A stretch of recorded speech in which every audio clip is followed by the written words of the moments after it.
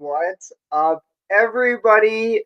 You are tuned into the Elks Call with the Elks Herd. My name is Scout, aka the rep from Section X. And I'm Catherine, aka Do You Even Elks? And today we have a very special guest joining us for today's show. Uh, from the up and coming Edmonton Sports Talk, it's Eric Holt, late, aka Lieutenant Eric. LTE, thank you so much for joining us today, man. Yeah. Thanks for having me. Nice to see you. I always see you. I was saying I always bump into you guys, and then I enjoy myself and have a good night, and don't really recall the conversation. So maybe we'll recall the conversation this time around, eh? That type of thing. It's always a good time talking to you. Always a good time seeing you as well, especially here tonight. And it's also nice to be talking to you after an Edmonton Elks win for once. For once. For once. That's the one thing. Oh, twice again. Oh, twice, but They're on the heater. The win at home is the biggest one. Every time we see you at Commonwealth Stadium, we're talking to you, before a loss. Yeah. Before a loss. I tweeted out to somebody in response asking if I'd be at the tailgate on Sunday, and I said no, but being a Rough Riders supporter, since I was born, mind you, that's just how it went. I wasn't there. The Elks win. Who would have thunk it, right? Who would have thought? It's better than me not being there than Jerry missing out like he did a couple weeks back. He was tripping out that he might have been missing from the so as long as I'll take the bullet. I'll take the fall. If I'm not being there and that gives them the win, then these shoulders can support that. Maybe it was the curse of LTE all along, right? Well, let's not call it a curse. Let's just it's a bit of a slump, Tell you what, then you cannot be there for the Labor Day rematch. Then I can only go to the tailgate. I can't go into the stadium. Yeah. There you go. There you go. Awesome. So we're gonna give everybody the rundown on today's show. We have a very, very exciting episode. First, we're gonna go ahead and reflect on that last Edmonton Elks game at home against the Ottawa Redblacks. Huge win, massive win. And then after that, so that's Kathy's quarter by quarter. We're going to dig into that. Afterwards, we're going to open up the fan forum. So shout out to our live listeners. Blow up the chat in the fan forum. We're going to be reading off your comments and getting you guys into the show. After that, we'll do our Edmonton sports update. LTE, we have a feeling that you'll be a fan of this one. And then we're going to go ahead and interview you after that in the more you didn't know. Yeah, bring it on. Let's get started. We'll talk first about that game last week. Edmonton Elks versus the Ottawa Redblacks on 27th. So let's just do what we usually do. We'll go quarter by quarter, have some conversation points, and we'll go from there. First quarter, Trey Ford is back. And of course, he is the start of the game. So he runs the ball and gets a couple of really beautiful completions to both Gino Lewis and Dunbar. So really, I'm sure that there's a lot of clips going around about that, right? So what are your thoughts on that's what I want to talk about right now. That chemistry that he seems to have now with Gino Lewis and Dunbar. Do you think it's chemistry, or do you think it's right now because they haven't gotten to play together quite a bit, or is it more of dumb luck? Yeah. I mean, it could be a variety of things. I think what we identified going into the season, Dustin and I specifically, was that Jones and the management did a good job of assembling offensive weapons, and the goal was, or the imagination was, that there'd be so many of them running around out there, Kevin Brown included, out of the backfield, that you simply couldn't, somebody's gonna be a guy. And again, it doesn't have to be, Lewis is kind of, maybe you could argue, at the top of that pecking order coming back from injury. Dunbar maybe, I don't know where you'd slot him out, but it's just somebody's got to make the plays, but somebody's got to be getting them the ball. One of those guys out there is going to be. They're all high players. The Mitchells. They're all, but somebody's going to do it. It's just it's got to be somebody, but somebody's then got to get them the ball. And again, I thought, and I'm sure a lot of people thought, Cornelius, maybe he had the physical acumen to do it, and we were all wondering if could get it together with the play calling. Obviously, none of that worked. Now you're seeing new coaching, which whether that's just X's and O's or whether that's a real, subconscious thing and a really kick in the backside to the team. And then the switching quarterback, I can't really put a finger on it, but the change was made. And that seems to have, for whatever reason, again, X's and O's or just the spirit of the whole damn thing really light a spark. Trey Ford, who I picked up in fantasy, mind you, in our 4-man fantasy league, a very astute move by myself, I must say. Really, and a ratio buster, too, because we started Canadians in our league, which is very fascinating. But, again, getting it done on the ground with his legs, which, I don't know if he wants to classify himself as that predominantly, but can also air it out. And he's Canadian. And he's a very, I think, likable character, a very marketable character. Again, going back to Lewis and Dunbar, somebody's got to be making the plays, but at least now somebody's getting them the ball. So it could be them. We saw them do that. We saw it in Hamilton as well, with those touchdowns that he got. But maybe, next week they spread. I don't know. And we're still kind of in the infancy of this Jarius Jackson Trey Ford relationship. So, but I think, and you guys, you're trending in such a direction now, and you're going up against Calgary, going down there, where they're just, I know Mayor leads in yards and stuff, and you could talk about numbers, but you got to like where you guys are going, and then especially how you're looking. And if a guy like Gino and Dunbar and now Ford are connecting and doing it, that's very encouraging. Would you say that it is kind of similar to previous, like maybe in the past, quarterback receiver duos that you may have seen? Oh, you guys scared the hell out of it. Like when you had all those, the Mookies, like the Tucker. Yeah. Because that was the thing. You could have a great defensive backfield, but somebody's going to be the runt. They're going to pick on somebody. And if you have 4 of those receivers that are just studs, or 5 or whatever it is, a utility guy too, somebody's going to get open and make a play eventually. It's just going to happen. And I think you're right. And you can draw from prior offenses that, the Eskimos had back in the day, and some of those quarterbacks slinging up. You guys had the air attacks were just phenomenal. Yeah. Oh, totally. Yeah. Going back. Yeah. Like you said, the Ricky Rays, Damon Allen. Then, of course, great quarterbacks make great receivers, but then you get that coupling and they seem unbreakable. Even Mike Riley to a Darius Bowman, right? You're going to have those right now. Can Gino Lewis and Stephen Dunbar do that with Trey Ford? I think at this point we could even see a 3-headed monster. Kyron Moore is great. Manny Arsenault is our utility guy right now. Yeah. That's what I'm saying. They could just, Kyron Moore, I watched him for years, an explosive little guy, and you can get him out of the back. Like, you can do various things. They all possess certain skill sets that aren't necessarily the same. And, even so, you would say, okay, Trey Ford didn't play for the majority of the start of the season. He was probably taking, reps in practice that were secondary. So, and Gino was hurt.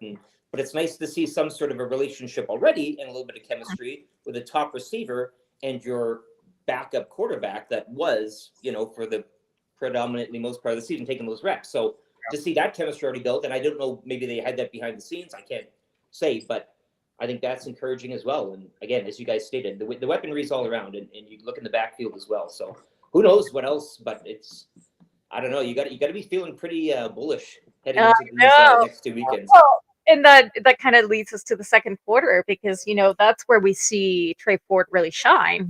He's running tons of balls. Sorry, that sounded weird, and I wrote it weird too, but that's okay. Tons of ball. Completed 15 out of 18 passes for 317 yards by the end of the game. So definitely very impressive with some of the plays that he was making. So I wanted to bring something up that's also going in social media a lot, right? You keep hearing people compare him to Nathan, right? Saying that it's only going to be a couple of years before he goes to the NFL. Well, what are your thoughts on that? I guess he could have that opinion. I wouldn't, good for him if that's what happens. I don't know what his aspirations were growing up. Certainly all American kids they don't dream of winning the Grey Cup. Let's just be honest. It's, that, but some of them come up here, they learn about it and fall in love with it, and away you go. But, he's not the biggest cat in the world. And as you've seen recently with Nathan O'Rourke, you can show up and you're still not really guaranteed squat down there. And has nothing to do with the passport. Like and Bethard, you can argue maybe a little more experience down south playing that game and everything. It just, I don't know. It depends what these guys want to do too with their life. Like if you want to, I remember Casey Printers too. Like he just kind of went down there and held a clipboard, and it's like, well, it's the prime of your life, and I get that there's a chance if a guy gets hurt and then this guy gets sick, but even then you gotta. There's so many steps you got to take, and I don't know. But I'm not in that situation, so I don't know how I would act. But as far as Trey Ford, it's the thing about the CFL though. There's always going to be guys looking to make a jump to the NFL, and you got to be recruiting. It's the toughest executive job in pro sports, managing a CFL team, getting guys over the border, paying them what you pay them, getting them accommodations, background checks, all that shit, and then dealing with the NFL, working all the time. You get a team that's too good, or a couple of guys that are too good, and they're gone. So you got to have the procurement, right? And so Trey Ford, I mean, look at Rourke's brother coming up, right? You just got to keep looking, and I think U Sport has done a good job of. I mean, that's come a long way in terms of recruitment and graduating top players, and even some guys even going down to the south, obviously going to American colleges. But you see a lot more Canadians doing that as opposed to the past. So if Trey Ford comes and shines for a few seasons and then goes and tests his hand, you kind of. But then you have to have the next one. You can't just kind of you can't begrudge guys for doing it. And I learned that a while. I used to always get mad, and I understand people. You get a jersey, right? But that's the nature of the league, and you got to appreciate when you do get good guys and watch them for the slim time. Maybe you can. Well, and it's kind of funny because Daggy is almost in that position. So if Trey Ford is successful for these next few seasons, that would be the end of contract. He could either re-sign in Edmonton or he could go test his luck, which starting right now, you have a chance for 2 Grey Cups in 2 seasons if you're Trey Ford. Nathan Rourke, as we saw, he didn't necessarily get the Grey Cup. He had a stellar season and lost the team game. So I had him on my fantasy as well, and when he got hurt, that's when things turned for me. I was, again, my Canadian quarterback. Hopefully it all goes well this season. But, I mean, he what an entertaining guy to watch, too, right? And now Ford is the same. Like, it's very much so. It's one thing to lose as well, but as long as it's maybe entertaining, and I mean, Cornelius was entertaining at times, but for a negative reason. But at least Ford, and again, his numbers aren't like, it's not like he's tossing it 50 times or, it's pretty conservative, numbers and reps for him there. And that's good. I mean, ease him into it. And, but the spark is there, right? And it's one of those guys that you can now market a lot for this franchise, I think, especially at that position. Definitely. And it's, like you say, it's super entertaining. I mean, right after that, still in the second quarter, we have that catch by Geno Lewis that he runs it for a TD. And in case if you didn't see it, Ford throws the ball and Geno catches it, and he does this like judo-like shoulder throw, right? And casually just runs in for a touchdown. So the DB, I don't know who the DB was on that one, but it was kind of a... He got turned. I don't know who it was, but... Well, Geno gets that money, though, right? That's exactly what I was saying before the show is... Catherine was looking at the highlight reel play again, and I just said, look, that's what we're paying him for. He's the highest. She's like, isn't he the highest paid player in the league right now, or at least even more? He is, sure. I'll bring he was that. a prized acquisition, and but again, that guy is only as good as somebody who's tossing the ball, and or a plan that's getting him the ball or whatever, or him not being on the 6th game. So all those things factor large, but maybe this is the kickoff to something for him now in his season. Definitely. And just like Stephen Askey says here in the chat, that 44-yard pass to Lewis was the play of the game. I totally agree. It's quite accurate. Yeah. It was a Could great be the play. Like, I mean, look, you're looking at a win at home that you guys have the numbers. How many days? 1,000? Like, I ate the paper on TV and threw it out. 450. 1,000. So that's a big milestone, and so you beat a team that, again, you're competing against for a playoff spot. Let's be totally realistic right now. And that play, again, top money guy, hasn't done much yet. 6-game, quarterback issues. To make that type of play in that type of game, to get that type of result, play of the game for sure. But man, you could be looking back at this as a, play of the season type of thing, depending on how things go. Why not? TSN turning point. Dare to dream. You got to. Yeah. We have Candor 27 here saying that was a huge momentum boost. And it definitely was, because we went into that third quarter in really high spirits, right? So, but also go back to the Winnipeg game too. I mean, you got to learn to walk before the running thing, and you're up big, but and again, the fourth quarter was a bit of a you're gasping as well, but yeah, you're right. I mean, and say that person that sent in the message too. Just it's a big time play, big time players, big time plays, that type of thing. It's an old the old saying, but. Man, oh man, like it was TSN, whatever you want to call it, right? Like that's what it is. Yes. And I mean, going into the third, everybody's always a little apprehensive, right? Just because we all know what happens on the third. And it just, but it's been a good game, and it was solidified with Ford throwing that ball to number 85, Gavin Cobb, who was just shy of his first CFL touchdown. Yeah. But Cornelius punches it in for another touchdown. It was great. And what I like to call it is the curse of the third period, or the third quarter, sorry. And it seems like I was expecting things to go sideways, but they never did. So we have seen them blow a 22-point lead on the third. Right? Well, and look, let's be honest. It's not like all these losses at home have been curb stompings. There have been a few games where they've really gotten the tar kicked out of them, and the Stampeders were one of them last year, I think, too. They put a licking on them, and it wasn't. Was it the rematch, or I don't recall which? I want to say no. It was the Labor Day game. I want to say, wasn't it? Was it the rematch? I think it was a rematch. But some games were very close. Yeah. Like some games were right there. Like you're snatching the losing out of the hands of victory type of thing. Yeah. So it wasn't like you can look at that record and say, oh, it's a lot of losses. Yeah. But I mean, Jones and everybody, even the players would argue that a lot of those games were there for the taking. They screwed them up. Even on the road, that game in Regina too. Like, and again, that puts this, and you guys have every right to be.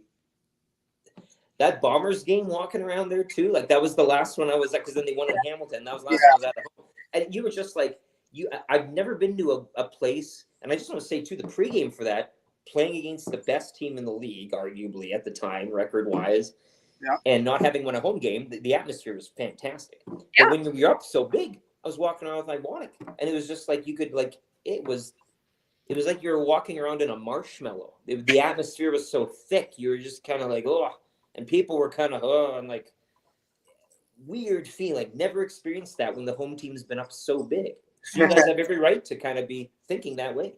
I know. And we're always kind of like walking on eggshells, right? Thinking, is the same thing going to happen again? Or are we over? Is it over? Is the curse of the third period over? Just we're throwing around the Ward curse a lot, but it just seems to follow this team. Yeah, no. It's a long slump.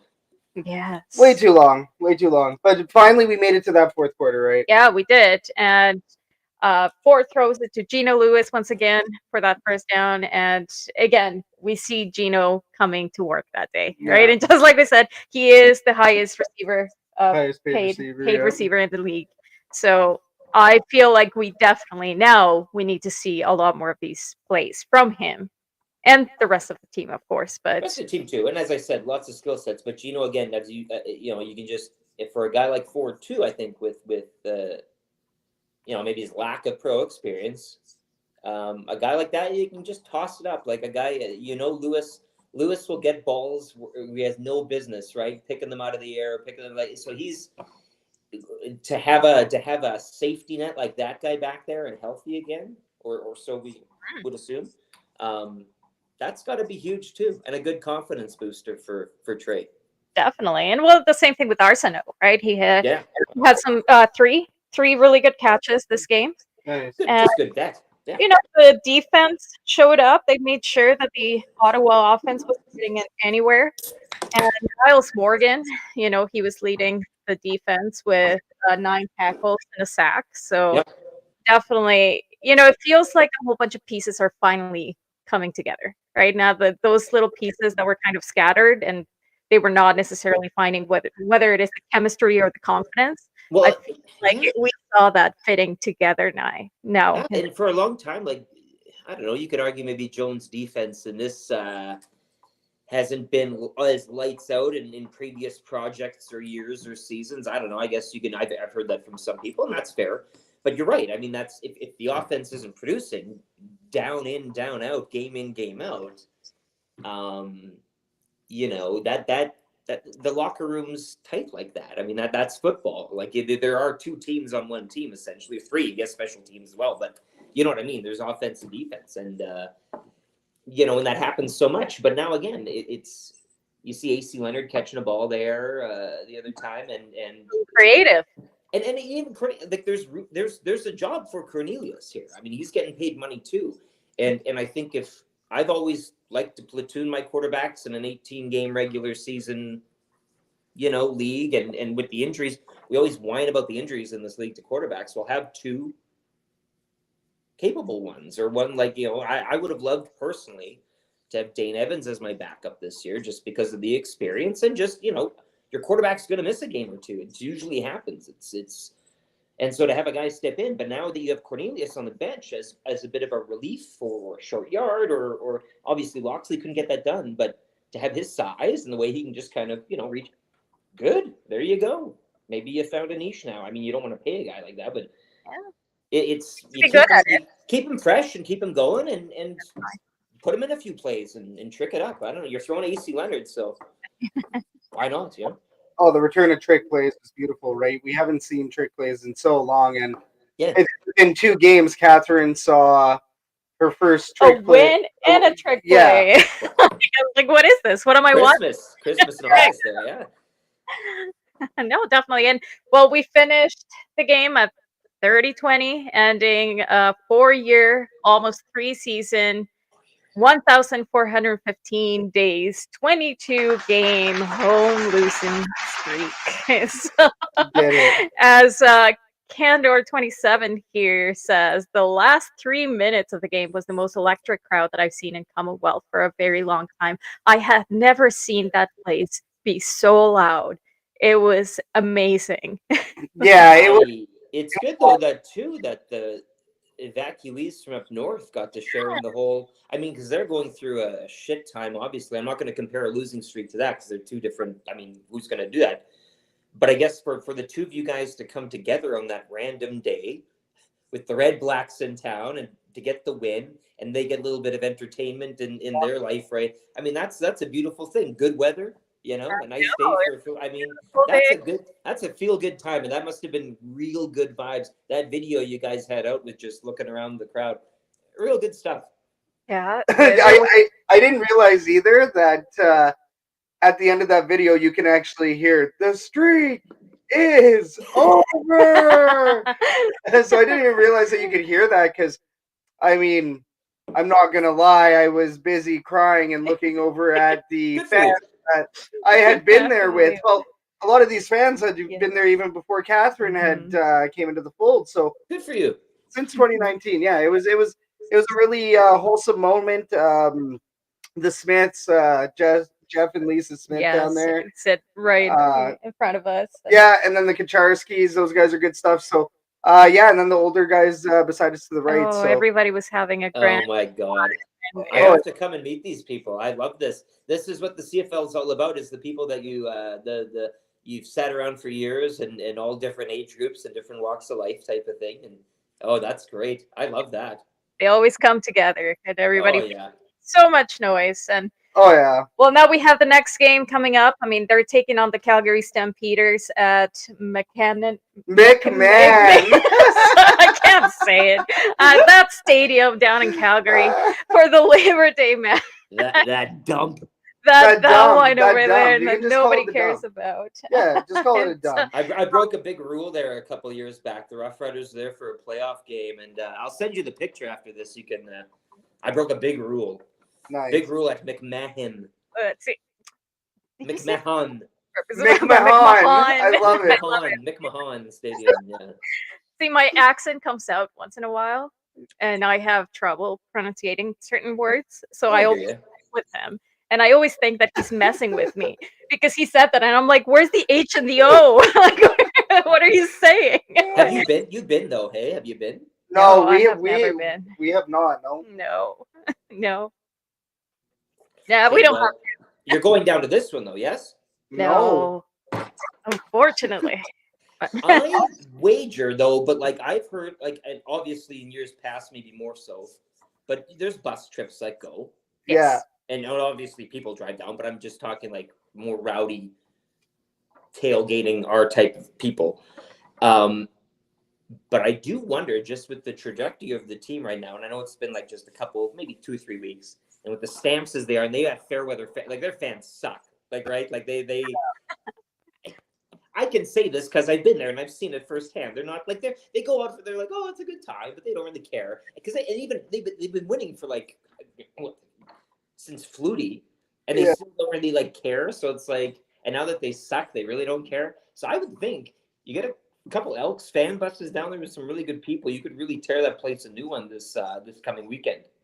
So I mean, maybe that's something. Well, I think we'll all have a conversation in maybe 2024. But Oh yeah, I think for 2024, if we were, because I do know that Section O sells the tickets. So let's say we do a fan collaborative. Maybe we talk to you gentlemen over there at Edmonton Sports Talk, and maybe we can run a couple fan buses down. And I'm telling you, the bus trips, like because when I lived in Saskatoon, we'd go to Regina. nice. We'd stop at every town, and we'd take a guy. His name was Reggie, and he'd drive like 200 miles an hour and like pass people. We're like, ah! And like it was like, man, oh man, the bus trips are the best.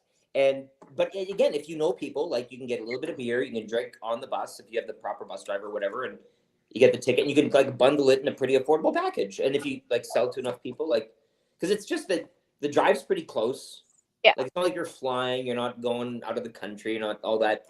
It's one day, you can come back the same night. You don't have to pay for like lodging. So it's the day of bus trip is great. Wake up in the morning, have a hearty breakfast, and just get screwed up all day. Like, Well, and I think the problem with this year too, especially, is that Nobody knew. well, not at all.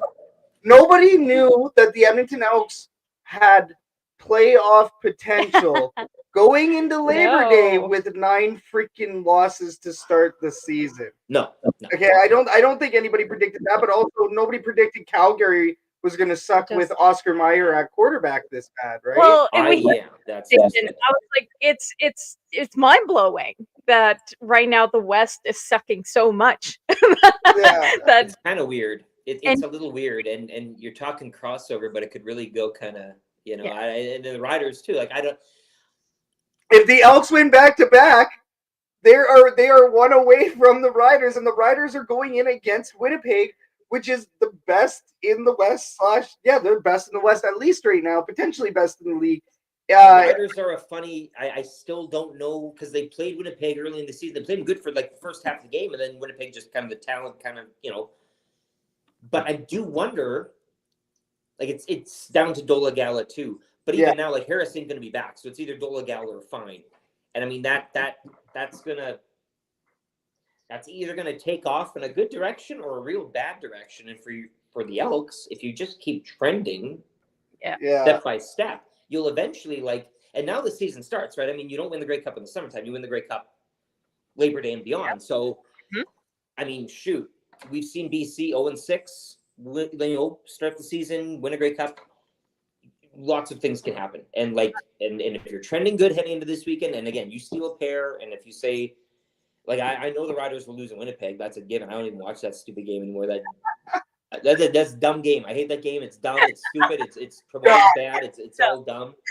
But they're not going to win that one. But they might win at Taylor Field, or pardon me, Mosaic, because that game is like it's like an Auburn, Alabama, like a Florida, Georgia thing, and that's it's intense. And so it's a toss up, right? It's kind of like a neutral site type of.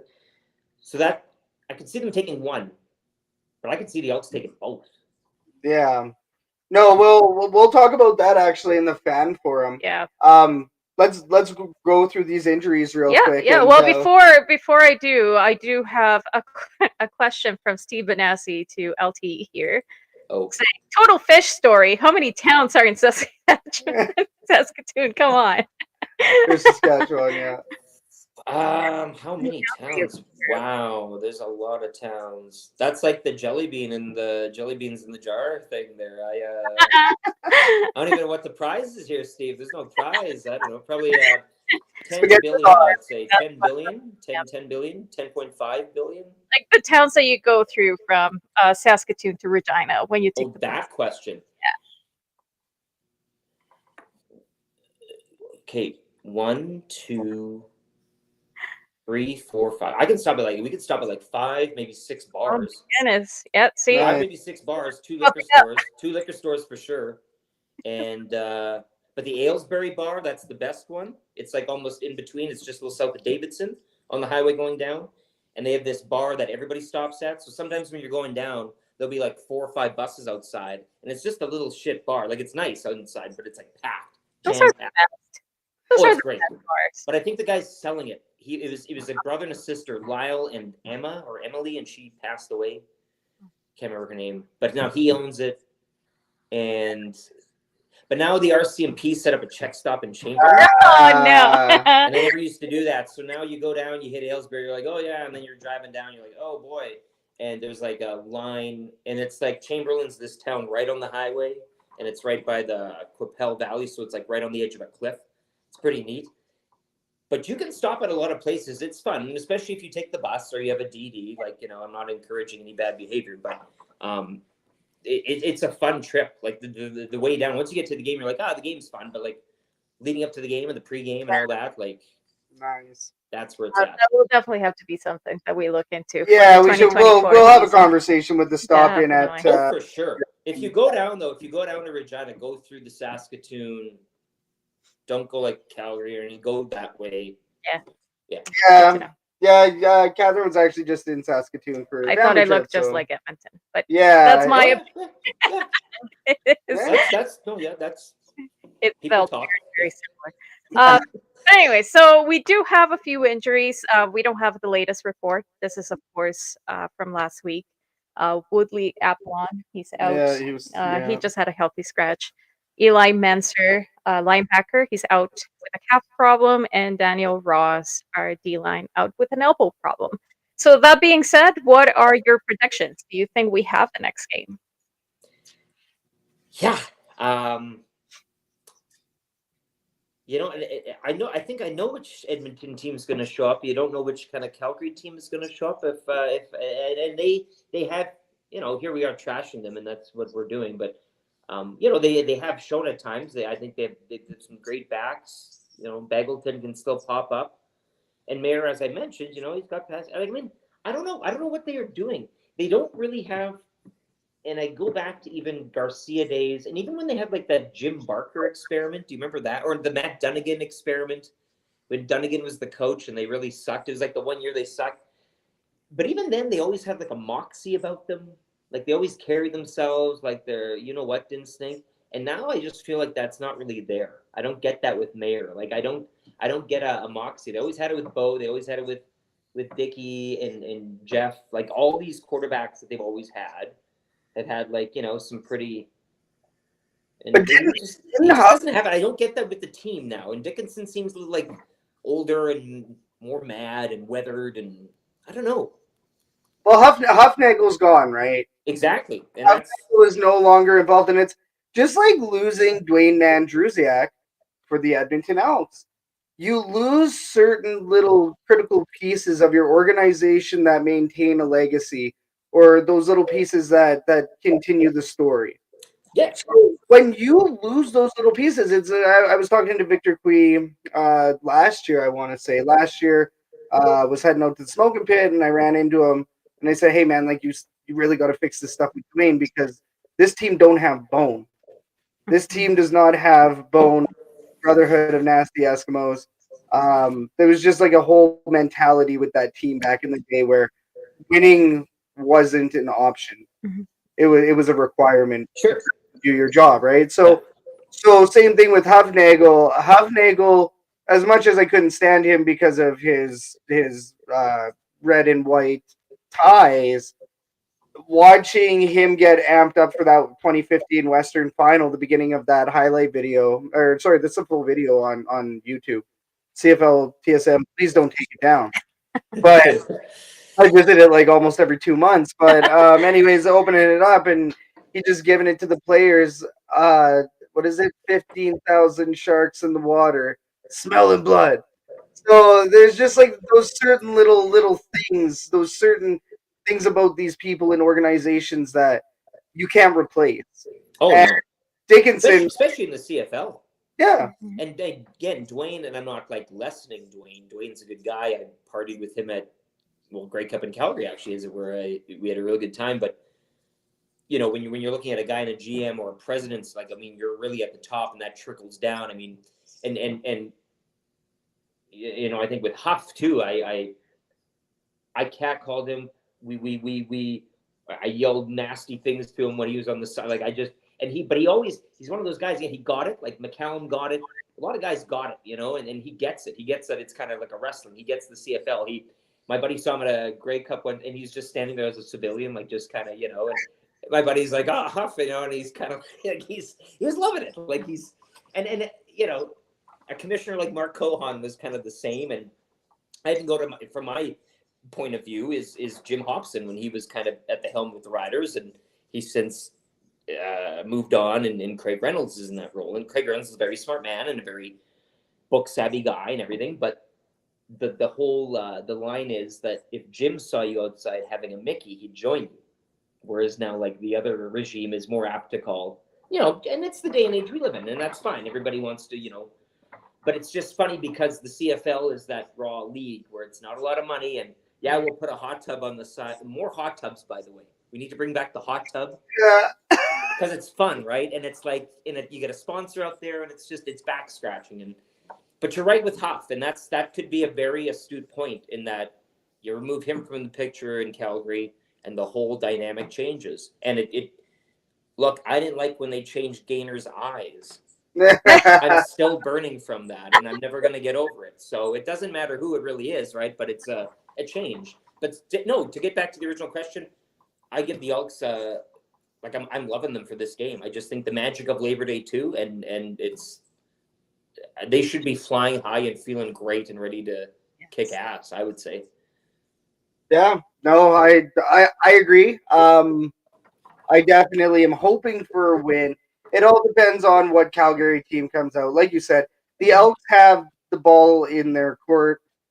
They have the momentum. Mm-hmm. Momentum is everything in football. You need momentum to win a quarter, to win a half, to win a game, to win a championship, to make it into the playoffs. Almost every single scenario that involves winning in football involves momentum, because it's very rare that a team gets 2 to 3 touchdowns on you and you win by a field goal. I want to say that scenario very, very rarely happens, right? Yeah. You don't really win by playing one quarter and then defending your way to a field kick to win on your end or whatever. Either way, you need momentum. The Elks have it right now, and that is extremely promising. That's the first time that this team, this whole season, has actually had momentum. Yeah. Well, not only on the field, but look at everything that's happened off the field. I mean, and I know a couple of cats that work with that team, right? And I've been told, like, you can only imagine that loss in Regina. I mean, you had it in the bag, and I know it's a road win, so it doesn't matter. You want to win at home, but they went on the road last year, like they put up some wins. So, but it's a team that still, with everything happened with Victor and everything, they have no business really winning. Like, why should they beat Ottawa then? They could easily pack it up. Like, again, a lot of these guys, they're not playing for millions and millions of dollars. They're not playing to win the Grey Cup. They're playing to win. They want to win. Maybe guys want to get taped to go to the NFL. They want to win a championship. You want to win ring. You want to win money. You want to win bonuses. You want to get whatever your contract says. Everybody's in it for something different. Yeah. But it's like you mentioned, just that getting momentum and getting a win like that when everything around you is happening off the field with ownership or presidential stuff and and all that noise, and then media squawking at you about not winning at home, and fans squawking at you when you go out to do stuff, or whatever the case is. Why should they have tried against Winnipeg? Why should they have won in Hamilton? And why should they beat Ottawa at home? You could argue these guys could just pack it up, and like I've seen it in the CFL firsthand, and wait till they go back home to the States. And that's, I'm not saying anything against the players today, because obviously they're not doing that, but subconsciously you can, and they haven't. And I think for a football fan of this team, with everything that's going on, hell of encouraging, and haven't quit on Jones, haven't. And there have been so many breaking points where you just said, that's it. Like, we're done here, right? And we might still get to that point. We're not handing them the Grey Cup tonight or anything, but I guess again, they've gone through so much shit. And as a fan, I mean, too, you're eventually going to get out of it. Look where the Bombers were at, too, before they got Claros. Shea was on the, everything was crumbling there. And then all of a sudden, it all turns around. And in the CFL, you have to do it real quick. You can't rely on a 10-year, 8-year project. You got to do it fast. And Jones hasn't really done this in CFL speed fast. However, if he turns it around now, which, as I said, the Lions 0-6 1 seed, like, things change. And they're not a bad team. They never were on paper. And they clearly never quit on each other or the staff or anything like that. So if you can develop this us against the world thing, and now you see, you're like, holy shit, we've actually won. Now we can flex a bit. Well, now you're against the world. You're all together and you're flexing. Ooh. Like, now you're out to prove people wrong. That could, who knows? Again, not going too far down the line, but certainly a different story than the Stampeders currently. Yep. Yeah. No, I agree. That's all we could ask for. I mean, to have a hope at Labor Day is a blessing and a half, right? Look where you were like a couple months. You having this conversation a couple months. No, just 3 weeks ago. Yeah, really. Yeah. Really. Okay. So let's open up the fan forum then. This is a segment where we're going to talk about some hot topics surrounding the Edmonton Elks. We're going to get our live listeners to comment on every question. However, I noticed today we have a lot of questions in the chat. Do we want to get to our questions in the chat first? We have a couple. Because I think we may have answered one or two. Yeah. So John Kirby had one way at the beginning.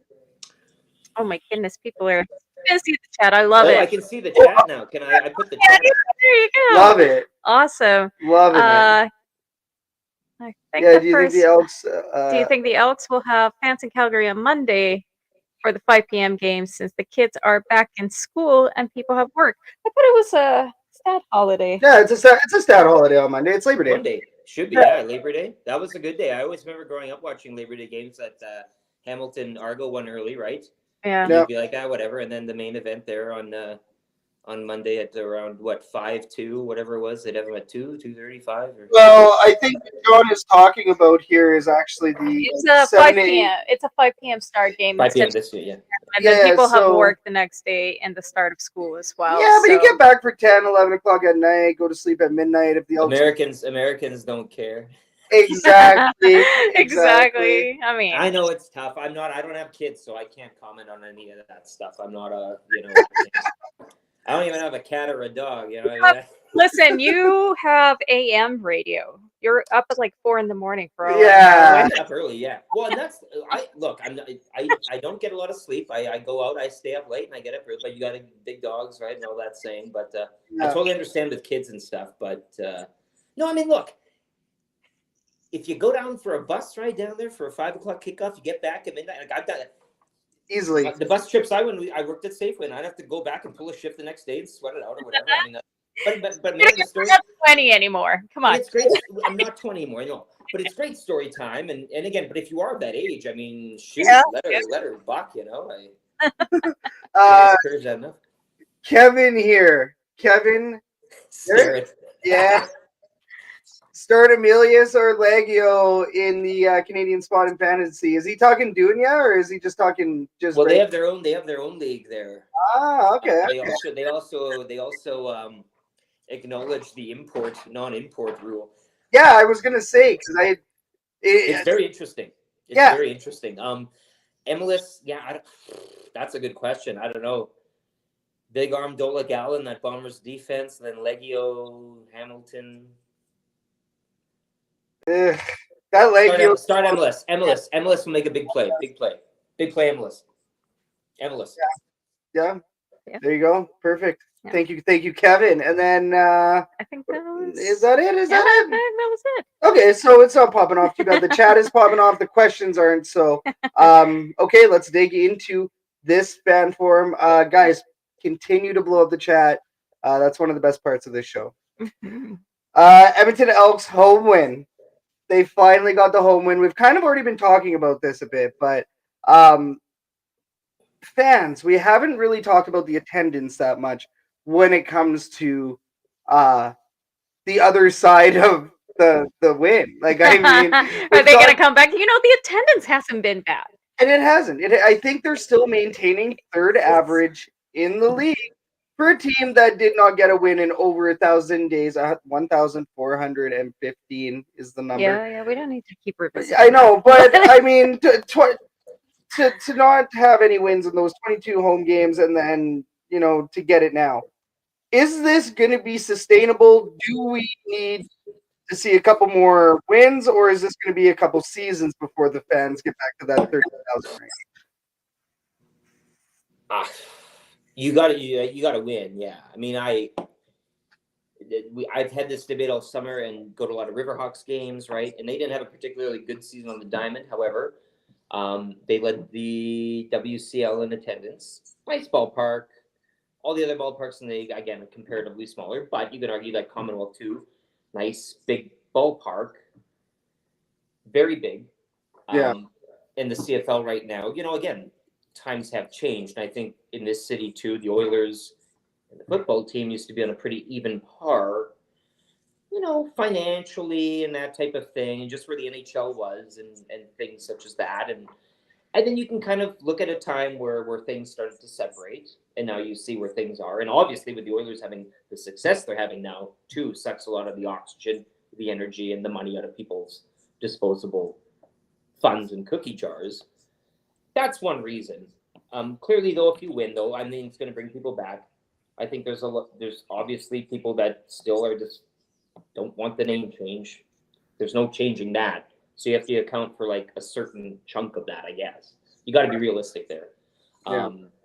So I think it's a combination of things, but obviously winning is that's part of the equation. That would go a long way in getting but winning too with a style of football that, again, if you have a guy like Trey Ford that you can market, and a Canadian guy and a real happy, smiling guy that goes out and again, I think Victor, obviously it didn't end the way I'm sure anybody wanted on both sides, but you can look at positives and you brought guys out in the community a lot more, and I think things we're starting to get to something. But you could also argue that they're not quite to where they should be, and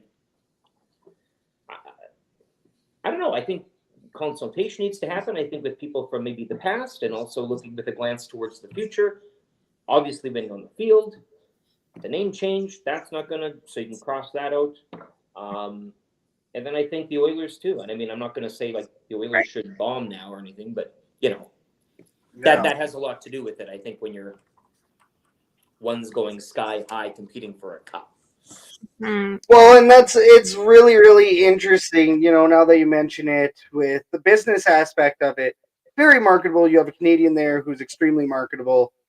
I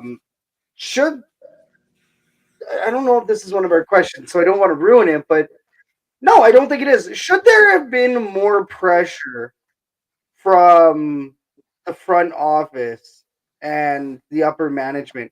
Should there have been more pressure to start Trey Ford? I think that's an interesting question. Yeah, I mean, I don't know how, again, the workings of. I mean, everybody has titles that you can read in the program, but obviously, certain people can have influence. I don't know, and. I can't comment on that for sure. But I mean, I think if that I was in the front office, I guess I would have done it. But Yeah. again, I don't know. Like, I don't know if they want to meddle in that or let. I mean, Chris Jones has the keys, so he does what he wants. I mean, that's kind of that hiring agreement, I guess. But But I can't say if any of that was discussed or anything. I know, but again, Cornelius is getting the money, he's getting the bag, so it's kind of tough, I guess. If I was in those there are so many different ways that you can look at it, right? Yeah. And we're never going to know for sure unless somebody comes out and says it, right? But you can argue for the money for Cornelius. He's getting paid starting quarterback salaries. And I thought he might hit like one of the. You're like, oh, he's gonna figure it out, like because he's a physical acumen, right? And everything kind of seems there, but you're off a bit. Yeah. So could be that. Could be that Trey Ford maybe wasn't necessarily happy with what was happening in the play calling, and he wasn't showing up his best. It could have been something coming from McAdoo himself, or even. Well, and Kyle Loxley was here, right? And I guess he was in there as the second. I mean, this could have gone back to in the relationship too, and Jones and him. You've seen snippets of them on the sideline. Maybe not acting so rosy with each other, which you can read into that what you want, but it's football. It's a business, and I think Jones too. Like, you talk to players any players that have played for Jones in the past or whatever, like. He gets pretty glowing regard. And so he's a hard ass, I think, but he's a football coach. Yeah. And so we don't have to like him. People don't have to like him. But I think the players, at least they know what they're getting. They don't always have to agree in the form of Loxley, I guess. But I don't think, again, going back to my other point, they're still together. Like, you haven't really lost anything. And you can still kind of see who's in charge. So, I think maybe begrudgingly maybe had to go to Ford because there's so much noise around it. Maybe. And as I said, you had to kind of move on eventually from Taylor. We were all waiting every week if you get it going, but maybe a combination of things just led you to you have to pull the switch. Yeah. Well, we did miss a couple of questions, and kind of tying it out to the attendance. We do have a question from John in regards to the guarantee win ticket. So if you weren't aware of that, Victor Cooey had this initiative that you could buy a guarantee win ticket. Yeah. So you wouldn't have to pay until the team won. And so you got a free half a season out of that deal. Yeah. I will say if you bought that ticket, it was a really, really good deal. An equally good deal is the Edmonton Elks actually performing like a real football team right now. So. And I mean, I think what's going to happen now is people are just going to have to buy the tickets again, but they're really well priced. It's BS. It is a good deal. I get that. But like the Riverhawks had Winning Wednesday too. Yeah. And when they would lose, you'd get in free Thursday, and Thursday was Thirsty Thursday. So if I went Wednesday, you could actively, but I'm not going to cheer against the Riverhawks to lose so I can get a free ticket the next day. And this is like, and I'm going to say something here. This is a football fan base that always crowed in my face about making the playoffs for however many, 70 straight years, was it, or something like that? So, the fact, and you're right, the pricing is very affordable. They've knocked it down as much as like humanly possible or financially feasible to kind of. So to me, like, it's like you got to kind of put up. This is your team. This is an Edmonton. I don't care what they're called. Like, you could call the Rough Riders the Bagel Bites or whatever. Like, it's Saskatchewan football, so I'm gonna like. Yeah. But you got to support it, and these are the times you especially have to, because once they win, which they will again, you've been on the whole journey, and that's much sweeter than just kind of being I follow now the 49ers because they're in the Super Bowl and they're winning, and that's great. But what's the connection? You live like this is where you are. This is your team. Sure, and it's a local economy. Really, you're just supporting. You're supporting it. It's still a community owned. You may not agree with the board and maybe some of the decisions made, but community owned teams. I mean, you still have some aspect of a little control there, and it is you are a steward of it with your checkbook, wallet, card, whatever you want to call it. But I just wish people saw this team, and I think again, it's more than just winning twice and winning once at home. You got to kind of do things, so they got to put up their part as well. But I'm just hoping people start to kind of just buy into the bad times, because it's investment towards a good time. Mm-hmm. Totally. Well, and speaking about the name change and some of the negativity that's been happening since then, people are still talking about the name change, even though we got the win. So what are your thoughts on turf tradition collection using the 1949 year and fans having an issue with that because of the Elks name? That's from Candor 27 again. And what's with the 19? What's with that? So 1949 is what they're using on the turf traditions gear. So I see. Okay. yeah, new era. But the so new now collection. people are saying that technically the Elks are a completely different team, which right? is incorrect. That have started, but that's the argument, right? Yeah. So they're saying that the year 1949 does not apply to the Edmonton Elks.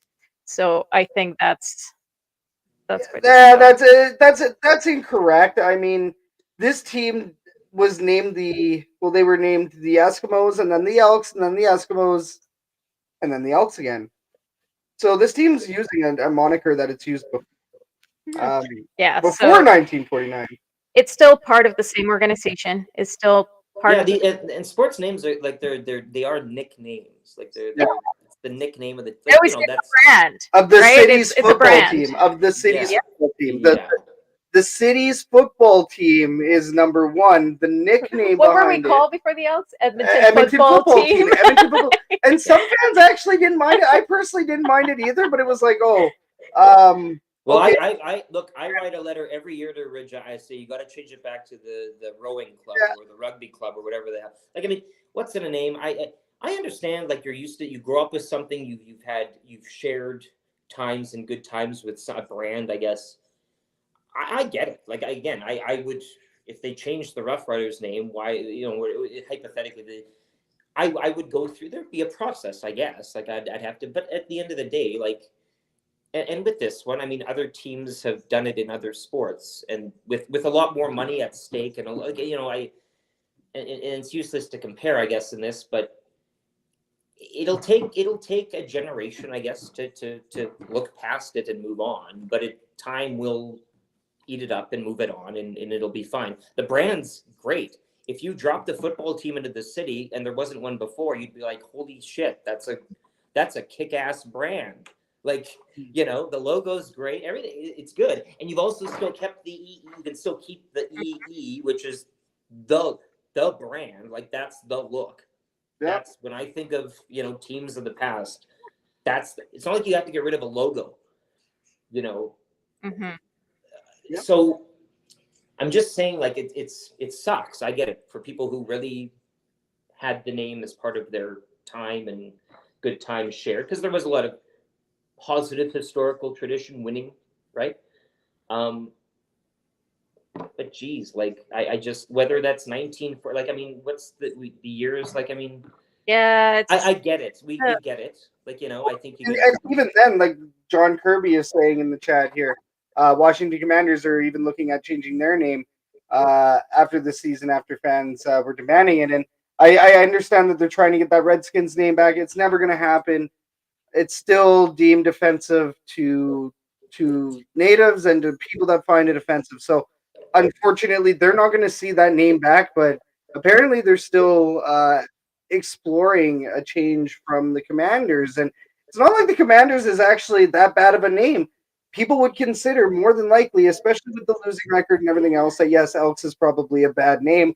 But that being said, Commanders itself isn't a bad name.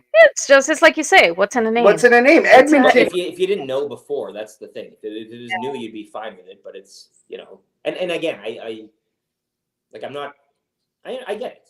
Like, I get people would be frustrated, but that's what it is. And whether or not it's like EST 1949 or 79 or 05, I mean, come on. Like, that's why they need to just win. Yeah. This stuff is just semantic. It doesn't really mean anything. Like, I mean, I don't know. I made this argument a little while back, in regards to the name and all of that, but it's not even necessarily about the brand, but it's about the memories. Yeah. Right. And with this EST 1949, it's not even targeted to the new class, the new generation, the new people that are coming in, but all the old schools that have been with the organization for so long, that see that logo, see that year, see that brand, and get those memories and that emotion. Right. So everybody that is screaming for the name change. At least you're getting something from that era. Just take with it. Just take it. Be happy. You got Like, great. It's strong colors. I say again, it's a strong brand. Like it's just I don't know. I'm not gonna preach to people that they need to. You know, I'm not. If you like it, that's fine. And then if Washington want to do like, I mean, it's different everywhere. So that's whatever. But in this particular situation, it's a winning history and a winning tradition. And I think again, it's a nickname. And you look at the colors and you look at the double E. That's what's always haunted me and my dad's generation. So you can call yourselves whatever you want, but and that damn grass you used to have in there at that man. Yeah, the natural. Maybe if anybody should protest something, it should be. I want the grass back ahead of the exactly. That was an advantage, baby. That's an advantage. Well, and Candor27 in here said Eskimos was a formidable name. Let's make the Elks a formidable name now. So we get to see the rise of the Elks. We finally get to see it a year and a half. What? 2.5? How many years have we been the Elks now? It has been 2.5 years that we've been the Elks. Something like that. And we still have. This is our first home win. So we finally. But we're. Little steps. Real quick before we jump into the Edmonton Sports update, realistically, can we get both wins against Calgary and launch ourselves? Like, is it realistic to believe that the Elks can get both of these wins here? Well, in the CFL, I mean, anything's realistic. Like you can't like any. And again, it's football, and it's the crazy CFL. And it's this weekend, so that's a lot of magic can happen on these weekends. We've seen in the past. But again, I seen it. You know where Edmonton's trending. You know how they're kind of looking as of late, and I just wonder what kind of Calgary team are we going to see, and if we don't see a good one Monday, do we then see them bounce back for the return? Like, you know what I'm saying? That type of thing. And maybe the Elks, you know, again, go down there, win a big road game in Calgary and maybe get a little too hyped and that meter goes a little too high and then they got to be brought back. Because, right, as you said, you're taking it step by step. So it's fascinating to see, you know, who gets that first one. Then that sets up for the momentum and the pendulum swinging for the second. Because these two teams right now, I really, you know, are kind of... It's one thing going to Labor Day matchups where one's at the top, one's at the very bottom, and you're, you know, I mean, it's all foretold there. But this is really interesting because, you know, how the one goes Monday, I don't know. Would you if the Elks went down there and kicked the absolute snot out of them, let's just say, just score-wise, maybe not like physically pounded them or ran up the stats and like all that, but just like on the scoreboard, put up a real show somehow. Like, would you expect them then to come home and continue it the next week? Like, just like, here we go, they're going to beat Calgary again. Like, I wouldn't feel confident. Do you know what I'm saying? Even if they put up big numbers, big score and all that, like, you're still like, okay, it's reset again. Calgary's still where they are and you're still where you are. So it's realistic they can win both games. It's realistic they could lose both. Mm-hmm. Yeah.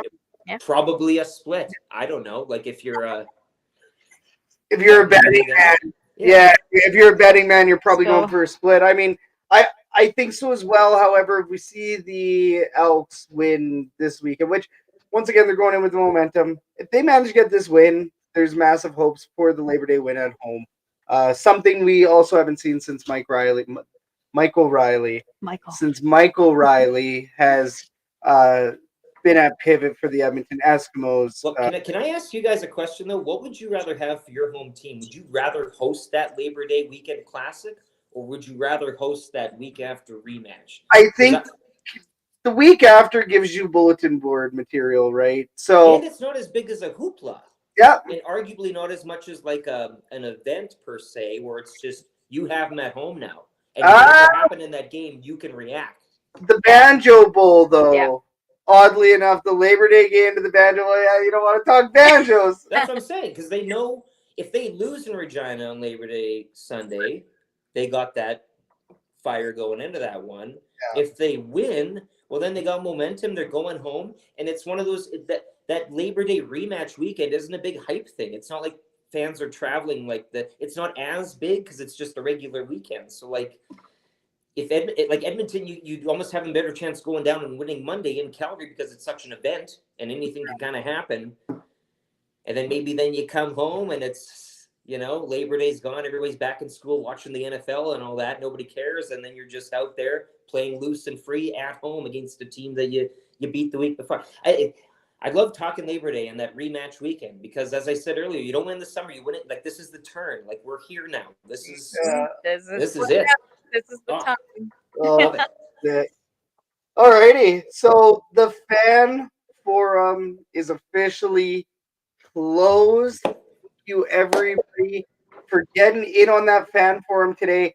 We're obviously going to have the More You Didn't Know coming up. So make sure if you have any questions for Lieutenant Eric, throw them in the chat, and we'll get to the questions after we get through our questions. That being said, it's the ever so popular Edmonton Sports Update.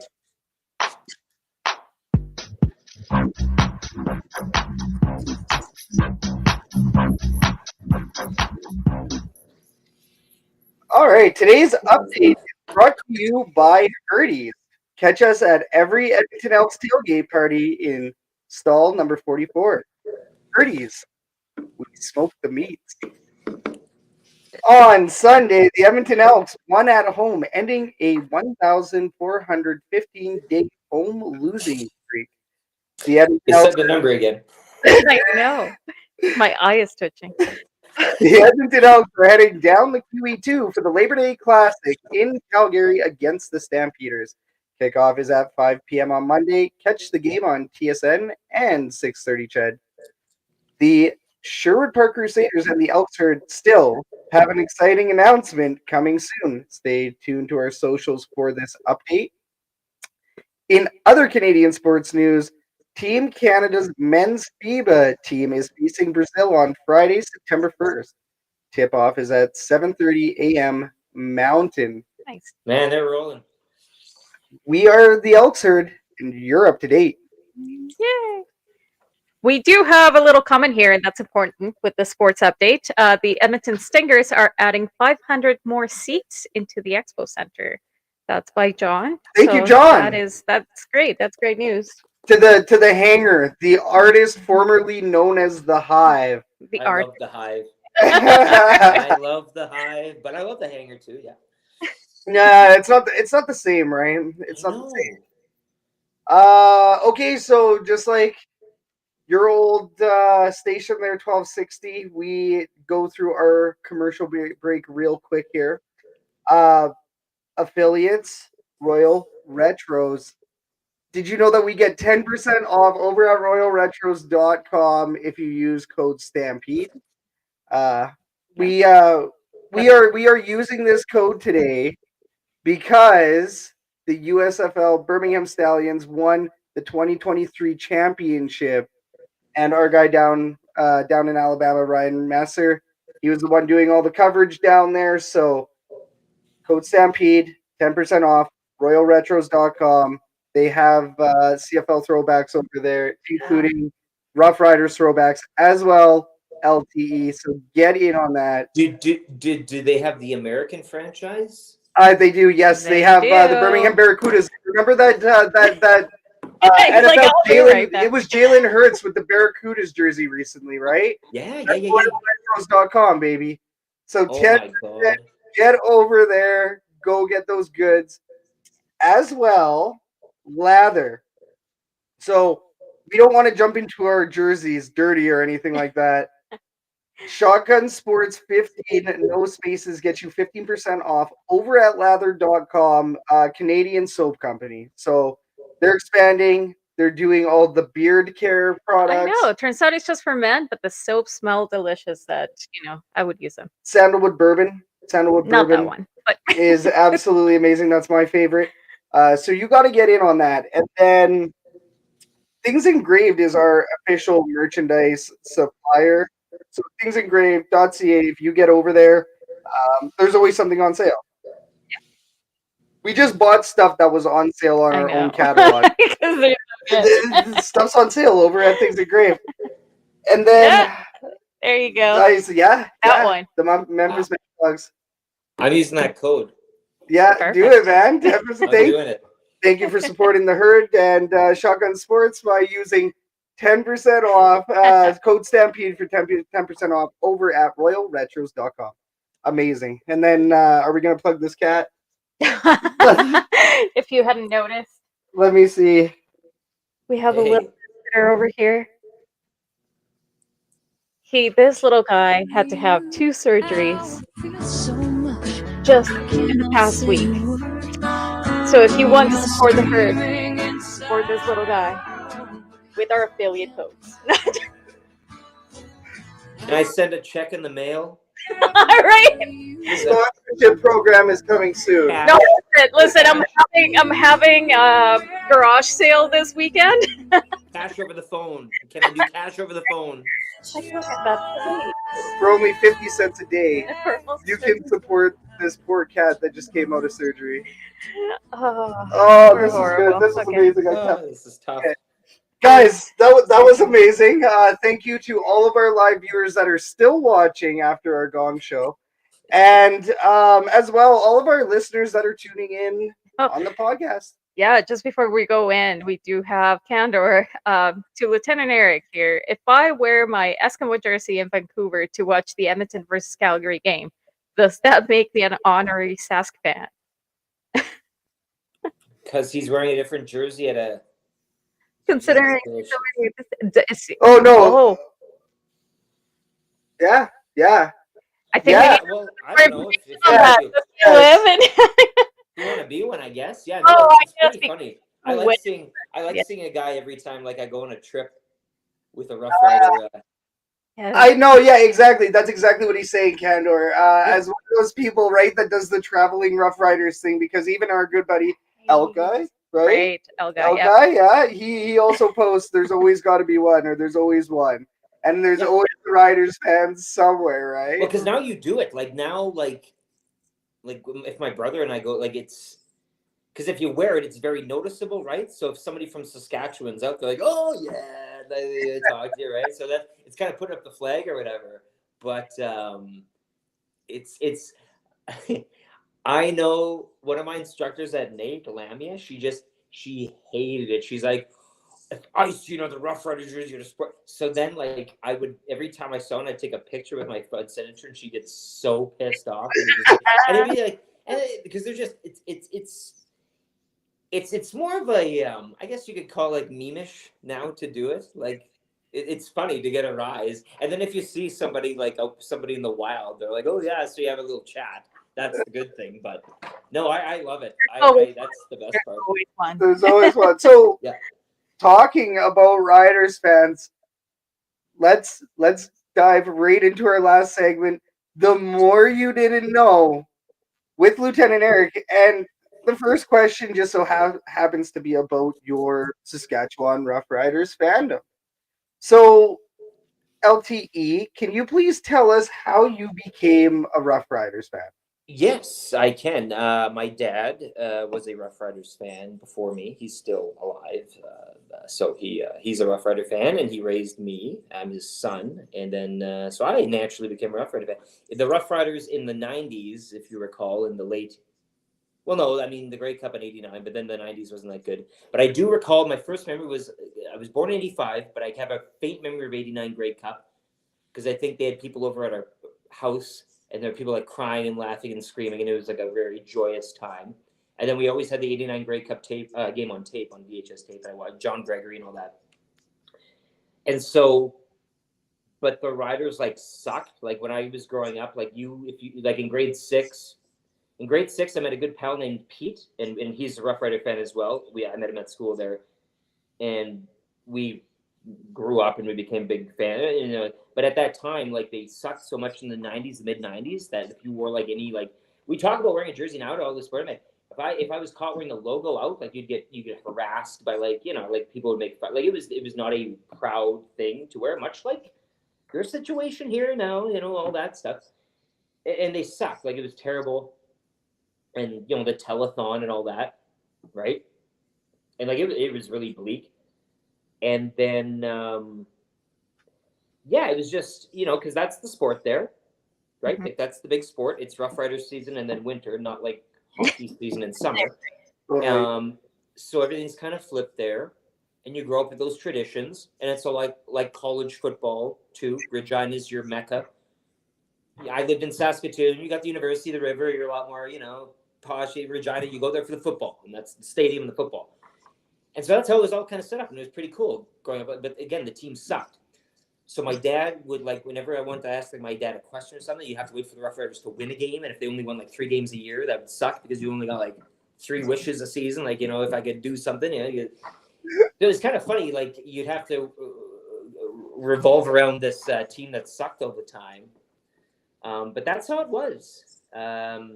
Is my dad, and then my brother kind of became a fan, and it was a family stuff. You grow up there, everybody, the big sport, right? So that's what it was, and then you grow up with it. But when I really became a hardcore was when the tide shifted in terms of wearing the logo and not wearing the logo. Roy Shivers came into play, and he made it all really cool. And he black jerseys, and it was us against the world. And we took so many penalties to call us the Rough Raiders, Saskatchewan Rough Raiders, right, for a time, because it was just it was bad men, bad boys and bad. And it was us against the world, and it was and I was just growing up in my formative years, and there was a whole generation of us that was too. And at that time at Taylor Field, section 27, 28 were the college zones. And you bought a ticket, and the ticket would say, if you're sitting in the section, you got to be prepared that, blah, blah, blah. And it was all bench seating there. So you could always squeeze people in. Nobody really sat anywhere, and everybody stood. And a lot of stuff was consumed. And a lot of things were did and done in those sections. But when you're 20 or 18, just getting of age, you can drink. And and you have a team that's starting to ascend. And you've got a place Taylor Field was magical because it was so old, and it was all that stuff, and that really turned me into a fan. Now, growing up, you're a kid fan, you're a fan of whatever your parents. So you suffer through that, and I guess I could have made a choice if they continued to suck. Maybe I wouldn't have. But that change in leadership and everything, and how that franchise kind of developed. And it culminated in the 07 Grey Cup. Tillman came on board and all that. But man, there was that was some good CFL years. And it was really fun to go to those games and beat team. You would know where all these guys went to college, and you'd yell at them. I got the year after we won the Grey Cup, 08, we beat the Stamps, kicked the shit out of them at Taylor Field, right? The next year. And they're getting on the bus outside Taylor Field. And me and my buddy Pete, we're going up to the bus, and we're and pointing at our rings. We didn't have rings because we're on the team where we're and I'm looking, and it's dark out. It's at night, and there's the bus seats, and all of a sudden a big, large silhouette stands up, and I'm like, holy shit, here we go. And he starts walking off the bus, and it's Juwan Simpson, and he gets right in my face off the bus, and we're going at it, and I'm and it's just he knows too that I'm not serious, and I'm not going to do anything, and he's not going to do anything. But it was a neat little moment where we and security had to come in, and we're oh yeah. But it was it was like wrestling back then, because you had the John Cornishes. There was a lot of characters in the league, and everybody hated the Rough Riders too, and you had big rivalries with the Stamps, and it was hard not to be a fan. They were selling out every game. You couldn't find a ticket. It was a sweet from 2004 to 2013, when that Grey Cup ended, Taylor Field, that new stadium, and kind of poshy to sit in. I relaxed my fandom. Let's just say I still I'll always love, it's where you're from, right? And I root for the Elks. I'm a CFL fan now. I love it all. I wish everybody to succeed. I've been to enough Grey Cups where you meet people and you get along, and it's, I love it. I love the whole thing now, but that really decade of me growing up, paralleled to that success, and that bad boy success was that was a drug that you'll never. It was amazing stuff. So then, was that your favorite memory, or did you have another Saskatchewan Rough Riders favorite memory? A specific one? Yes, I do. And it was against the Eskimos, and it was Machocha And I had brought my my dad doesn't go to a lot of games. He used to go to a lot of games back in back in the day or whatever. And so he hadn't gone one yet with myself and my brother, my younger brother, who's a couple years younger than me. All three of us hadn't gone together, the boys in the family there. So we decided to take him down to this game. They're playing the Eskimos. It's a hot day, Taylor Field, and we're sitting in the college zone. Actually, we bring my dad to the college zone there, and this was like before that. A guy really like got situated in that zone. Do you remember Chicken Man? Yeah. We sat right behind him. That's where our no way. My buddy were. So we were friends with them. They were all a bunch of like Bills, a lot of Bills fans in there too. But so we brought my dad down to this game. And how did it go? It was back and forth. And you guys were really good at the time. I think Machocha was coaching. Rough Riders were they were in the mix, I think. Close game though, down to the wire. And who was it? Theo Epstein? Or no, not Theo Epstein. He's the island guy. Who is the kicker you guys had from Michigan? Maybe somebody can get it in the chat. Anyway, yeah, I don't have on the field for the game-winning field goal. And my dad donned in his cowboy hat and cowboy boots and drinking, the hard liquor that he smuggled in his belt line. My friend's sister, we were before the game, we're outside. She's like, security found me, took away all my beer. And my dad's like, that's why you got to bring in one of these. And but so he's loving it. He's having a time. It's really hot. We're all pretty inebriated. And he yells out of the college zone, block that kick. And sure enough, Omar Morgan, old Blue Eyes, comes around the corner and blocks the damn kick. And Machocha thought he'd won it. That was another. He made a sign or a signal a couple plays before, like he was like smiling or something. You know how he does? He just kind of had he wasn't too good in the camera that day. And he thought they'd won it, and they didn't. And Morgan blocked. And we always liked Omar Morgan. He was the one guy. He never got the Grey Cup with us. He went to you guys for that 1 year, and then he came back to us. Yeah. And he never got that. He never got that chip that he needed. But that was a real good. I'll never forget that one because it was with my dad, my brother, and like my dad's generation. That's when the Riders and the Eskimos really went at it, right? I mean, for me, it was more of a Stamps rivalry. You guys were you were in the mix, but it was always Stamps Riders with us. Yeah. Whereas for them, so him getting that win in that fashion was good. But so many bus trips, like Hayden, that's the one. Hayden Epstein, yeah. Yeah. Theo was in the news there. Oh no, he's the Red Sox guy. Who's the guy from the island then? In the jail there, killed himself or whatever? Or... Don't Theo was the Red Sox GM, though, wasn't he? Theo Epstein. But Hayden Epstein was the one. And I think Hayden played at Michigan. I want to say he's a Wolverines kicker. But, that would make more sense. Yeah. That would make not the guy with the pedophile. No. Definitely not. I feel like I would have remembered that one, yeah. It was, again, Machocha was loving it. And then we sent him home, and it was hilarious. But no, so many, I mean, there have been so many times, like, and I don't want to say too much stuff because it's like bad stuff, but like we've done and innocent enough. Like nobody's gotten hurt or anything, but it's all in good fun. And that's what I say. Bring back those hot tubs. Every place should have a hot tub. And then Grey Cup. Wait. What do you mean hot tub? Oh no!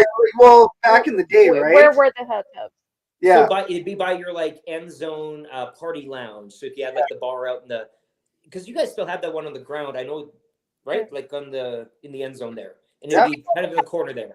Yeah. Yeah. So and watch the game? Yeah, where and I want to say get free food or whatever and party. Miami Dolphins. What is it? Is it Miami Dolphins? I want to say, or Jacksonville Jaguars actually have a pool on the sidelines, like a full pool though. Full pool, like a full pool. Yeah. That's So great. it's not too bad to bring in a hot tub. Where they have those the lounge seats right now, that's where they would do the hot tub. I would pay money for that. Yeah, Lana Jones jumped into one at the end of the game. When him and Mo Lloyd, I think they both jumped in the hot tub. The hot tub was right in front of the college zone, and that thing would get like, did that water be so like dirty? But it was so much fun because on the TV, like they'd be just always those people in the hot tub were always having the best time, and they were getting like free drinks and free food. But then Grey Cup, imagine this Grey Cup because it's cold. Every team could send a hot tub. So you could have like a row of hot tubs represented fans of each team lined up and then, all having fun with each other. Got to get it done. So there you go. Steve Benassi in the chat. Arctic Spas. Yes, and Kevin confirmed that it was Jags. Yeah. So I mean, bring him back. I do agree. Let's start a campaign in the off season. Bring back the hot tubs. Bring back the hot Just tubs. do that wacky stuff. Like that's, I'm not saying it's West Coast League Riverhawks ball here, but you gotta. It's more than just football, unfortunately, nowadays. People don't just go to the concrete slab to sit there and cheer in the team. You got to do other things, and that's part of the fun in the CFL is you can do those kind of hokey things, and it's kind of like a college theme. Totally. I think that would feel very much like that. Yeah. But, all right, we're going to do a little bit of a switch. Stop talking about the Edmonton Elks or the Rough Riders. And now I want to talk a little bit more about what you have going on right now. I mean, we all know about that fateful day that TSN 1260 went off the air. But that just meant that now the Edmonton Sports Talk is coming. So can you tell us a little bit more about that day and what is coming with the Edmonton Sports Talk? Yes, so it is a edmontonsportstalk.com website, streaming live Monday to Friday, 6 to 1. We launch officially. There's the sign there. It's all right there in plain text, But yeah, the website streaming live. I want to emphasize the live part. We are live. It's not a traditional dial radio station on your radio with the batteries and stuff, but it is live. It's go on your phone. You can bookmark the page to your home screen just like an app, one touch. I've been listening to Rough Rider pre-games for years that way. You can get in the car. You can listen to Elks. You can listen. It's how things are done now anyways. Radio stations do them. So yes, that's what will be on the website. It'll be 6 to 1 live Monday to Friday, kicking off Wednesday, September 6th, obviously with the Neilson Show, Dustin Neilson, voice of the CFL, and I will be riding alongside him. Instead, we'll have some surprise guests, I think, especially for that day. I know one very much so right now, pretty much 95% confirmed. But we're very excited. It's something different. It's something new. And it's something unknown to a lot of us. We haven't started something like this before. None of us have been in this position of doing this on our own. So we'll see how it goes. But we're very excited, and I'd like to extend a lot of thanks and gratitude to you guys as well, but everybody else has been picking up signs and sharing stuff on the socials. We all kind of want to have just keep it light and fun, and that's kind of the goal, and that's what we're doing thus far. Totally. No, sports media, you guys are the best example for what happens when you have fun at your job, right? You guys came in every day on 1260. You guys were absolutely hilarious. The ratings prove that. You guys were one of the best radio stations and time slots for the Neilson Show with Matthew Awanek. His time slot was great as well. Tom Gazzola, everything that he's a part of is generally gold, especially all that Oilers news. He's the big jersey leaker. He's got his leaks. He's got his information there for. And he looks great. He's a beautiful man, right? Beautiful man. Oh my God! Like look at all the billboards, right? Look at us. Look at us. Look at us. We're no. The room I'm in here, it's nothing. He's in a sparkling. He's got all the backgrounds and stuff. No, but those you mentioned those guys too. Iwanek and Gazzola and some other people in the back. And it's people behind the scenes that really do a lot of that stuff. So. It's a good team. We like the team. We like the people. And obviously, not everybody from 1260 has joined us. I think that's pretty obvious to anybody in the know. And that's good, too. I mean, we're not we wish them all the best of success and luck as well. I miss going into it. I've been going into radio boards since like 2005, and I already miss it. It's different. This will be different for what I have been doing for years. So, yeah. But it's a new day, and it's the time of the year too, and everybody goes back to school. So it's kind of like doing all this is like me back at NAIT RTA again. Yeah, I'm writing the stuff and doing stuff that I, kind of forgot how to do, but learning it all again. Go Ooks! Go Ooks! Yeah. Go Ooks! You betcha! You betcha! Oops, yeah, I want to go of Pandas last week. Yeah. Wanting's like, yeah, no, go Bears and Pandas. And I'm like, no, man, go Oops! Like, come on, man. I look, I'll support I'm here. I'll support but both, for sure. that's his alma mater as well. I'm very disappointed to hear him choose a different institution over his own. I'll have to have a word. I'm wearing my University of Alberta. Yeah. Well, that's, and again, Saskatoon, I was always a big Huskies fan, to be honest. Like, I know you guys had some good teams. Jerry Friesen used to coach the Golden Bears there, to some good heated rivalries with the Huskies back in the day. I loved Husky football and hockey, but I never went to U of S. Like, Ooks. When I went to NAIT, just for that brief RTA program, which isn't very long, I got to work with the athletics department quite a bit. Their hockey was really good. A lot of like ex-guys from the Dub on the team. And they actually they won a chip a year or two after I graduated. But great athletics program at NAIT. Like, I loved it. Their soccer, their curling, they had all that stuff is top notch. Well, and it's so. I guess we'll go ahead and give everybody the inside scoop. But it's funny that we talk about U of A here for a little bit, because next week, Brent Cordy, we're looking at having our good buddy Brent Cordy in the mix. So he's currently a coach for the U of A Golden Bears. His son is currently a CFL player. You may know him as the center, Mark Cordy, for the Edmonton Elks. So Brent Cordy is going to be good stuff to talk to next week. I guess we have one final question for you here, Eric. Before we move on, John does have a question in regards to Edmonton Sports Talk. Just wondering, what other sports besides the Elks and the Oilers will you cover? That's a good question. Yeah. Well, if you're familiar with our show in particular on 1260 in the past, even the station as a whole, I mean, we're you kind of talk, you kind of got to go where the wind's blowing, and obviously the Oilers right now, as they are as a team, and with the season starting, that's going to take some precedence here. But besides the Elks and the Oilers locally, we want to. I do, and I think the team agrees too. It's a matter of going on doing it, but really want to explore the collegiate, the Riverhawks, the Edmonton Wildcats. I love Prairie Junior football. Big Toppers fan. They can't be stopped. But those teams for a long time haven't had any really. You gotta go and look and dig for it. But I'd like to discuss all that, and again, whatever.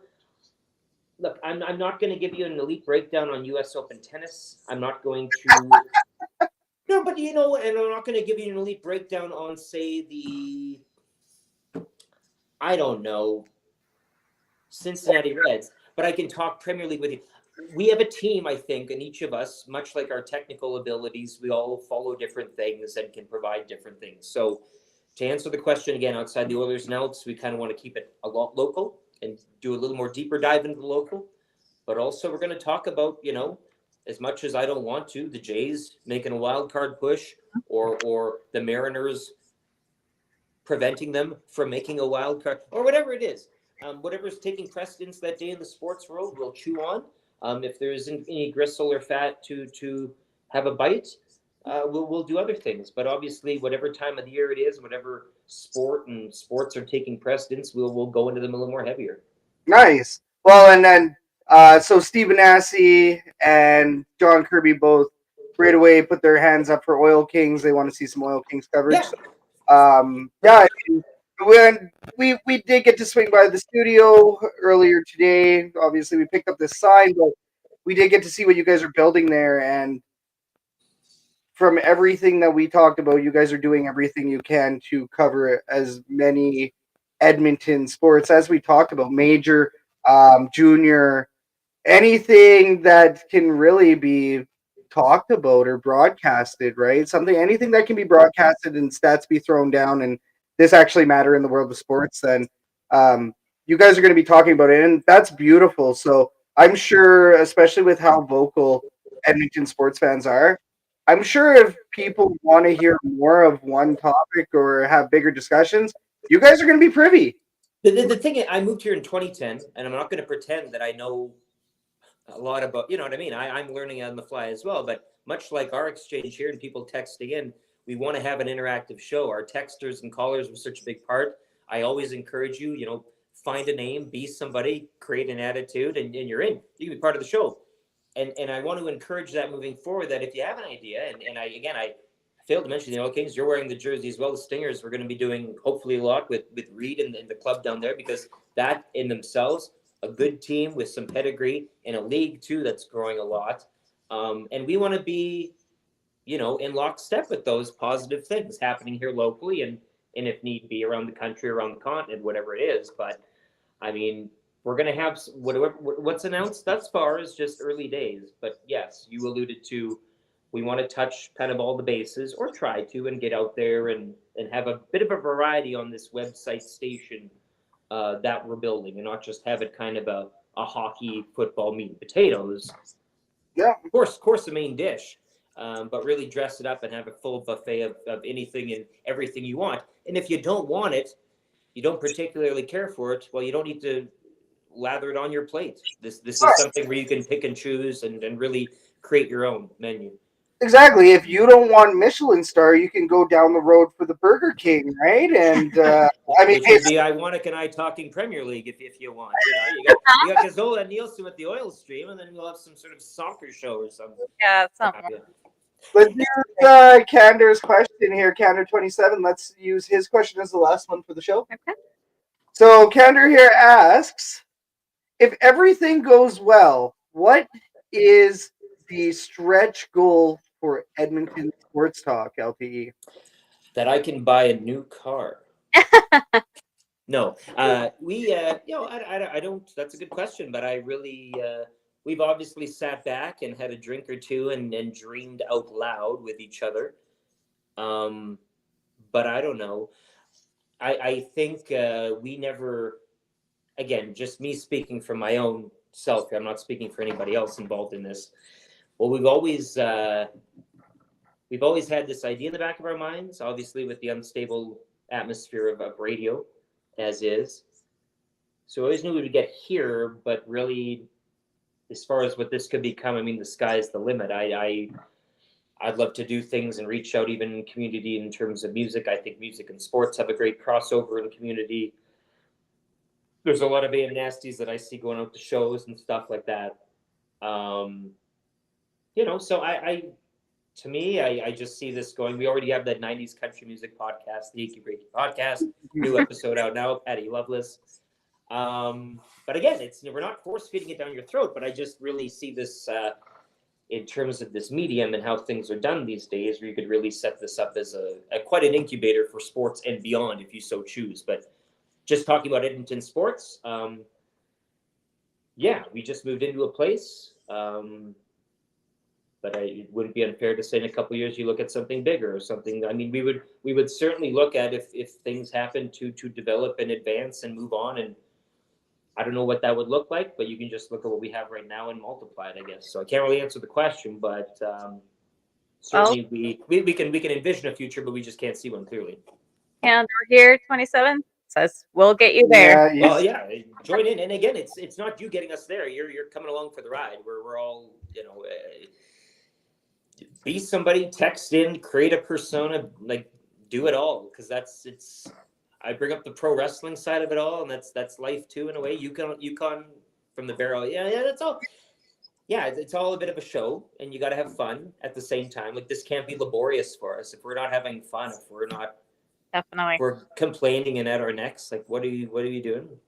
So. Yeah, so for the listeners too, and everybody's got to be buying into having fun. And if you are, good, and if you don't want to, okay.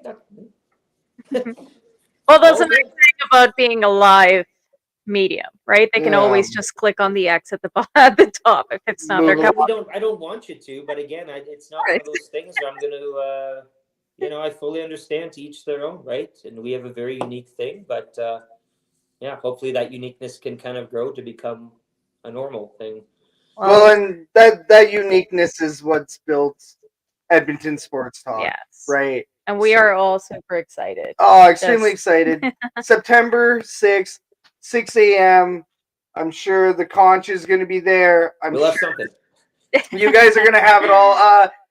LTE, Lieutenant Eric, thank you so much for joining us today. This is all of the time we have, because we went a whopping probably around 45 minutes by the time we're done, which, as we say, if we went over, it means the conversation was extremely good. So LTE, so much. Give us all the plugs, give us all the tags, Yeah. social media handles. What's the deal? EdmontonSportsTalk.com, at YEG Sports Talk on Twitter, Edmonton Sports Talk on Instagram and TikTok and Threads. You can text us 780-218-9999. What a number that is. Credit to Matt Iwanek for searching that one out. I'm on Twitter at Lieutenant_Eric, Instagram at Lasagna Enthusiast, all one word. You don't need to see me on Facebook, and you don't need my address. Well, we'll keep it at that. That's about it. And yeah, you gotta give them some homework, I hope to be at the tailgate in the Labor Day rematch. Yes, please do. Is that a Saturday or a Sunday? I want to say it's off the top of my head. I want to say it's more than likely a Sunday, but it's traditionally a Saturday game. I think. Well, I want to. It's a night Saturday. Pencil that it's a game. I won't going to be it. Is it the 9th? Pretty sure it's the 9th, right? Yeah. Which is a Saturday. Okay, Saturday. Okay, good. Yeah, it's a Saturday game. We'll quickly do the league now because we won't really have much more time to talk about it between then and now. But the Sherwood Park Crusaders and the Elks are working on getting you some free tickets if you show up at the Sherwood Park Crusaders game. So stay tuned for that. We'll post it online for sure. We'll talk about it. The Elks night over at the Randy Rink. So everybody stay tuned for that. Once again, Lieutenant Eric, this was an amazing show, fun. Man. We could have kept talking. This was awesome. Our listeners listening after the live recording, our listeners listening live. Steve Benassi, thank you very much for the compliment. Guys, 5 p.m., John Kirby, Saturday, 5 p.m. for that Labor Day rematch. Let's make it through Labor Day first. Yes. Let's make it through Labor Day. Sounds like we're all confident on a win. We'll get it. We're going to get it, guys. So thanks for the compliment. Guys, once again, thank you so much for joining us today. My name is Scout, a.k.a. the Rep from Section X. And I'm Catherine, a.k.a. Do You Even Else? And that's Lieutenant Eric from Edmonton Sports Talk. And guys, we are the Elks Herd. This was the Elks Call. Thank you both. Scout, Catherine, thank you. And thank you, man. We'll chat again soon, brother. Thanks a lot, everybody, for tuning in. Bye. Cheers.